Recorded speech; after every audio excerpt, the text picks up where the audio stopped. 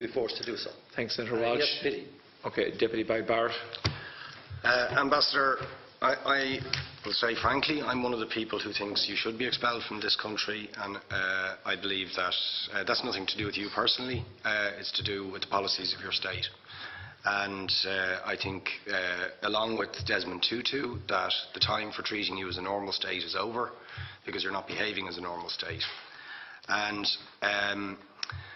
I just want to ask you questions, really, in relation to that contention. And I would just say, for the record, it certainly isn't motivated by anti-Semitism in my case. I mean, for example, when disgraceful attempts were being made to downplay the horrors of the Holocaust by people like David Irving, I brought a Jewish Auschwitz survivor to this city to organise meetings and get her on national television to remind the Irish people about the horrors of the Holocaust. And I would do so again if anybody tried to downplay the horrors of what were done to the Jewish people. But it is precisely because I'm opposed to racism that I oppose what your state is doing and what it stands for. So I just want to ask you a few questions in relation to that. And I should also say, by the way, I lived for a year on Moshav Neot Hakikar in the Dead Sea in 1987, 2 weeks before the first Intifada broke out. That leads me to my first question.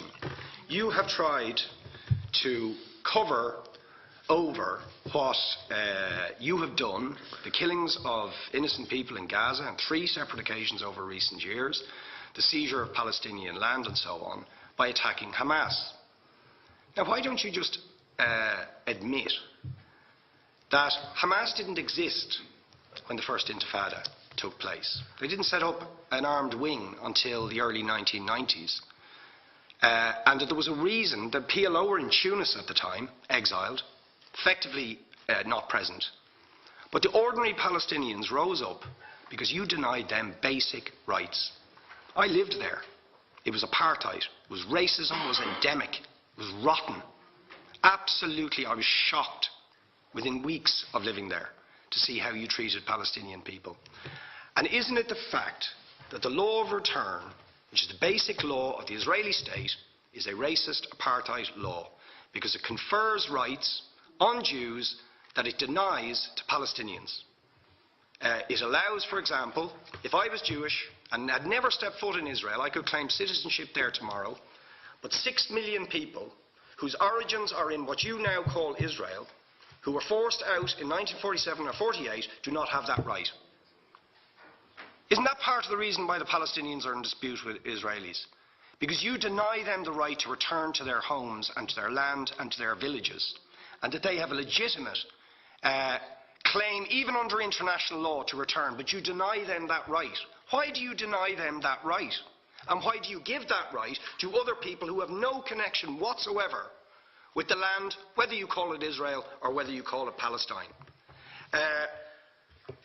Why do you continue to seize land, if you're serious about Oslo and the two-state solution? Why do you continue to seize land, which under that agreement is land designated to be Palestinian land? 500,000 people, most of which has taken place since Oslo. You allow that to happen. Why do you allow it to happen if you're serious about giving this land to the Palestinians? It's absolutely extraordinary. And it just, are you not just taking us, Ambassador, for idiots? That you can say with a straight face, we're serious about peace, but while we're serious about peace, we're going to seize Palestinian land. And you expect the Palestinians to just sit back and do nothing about that. And the world to accept that that is an acceptable way to behave. And you asked earlier on, could we have some constructive solutions? Now, you know what the Palestinian people have been asking for.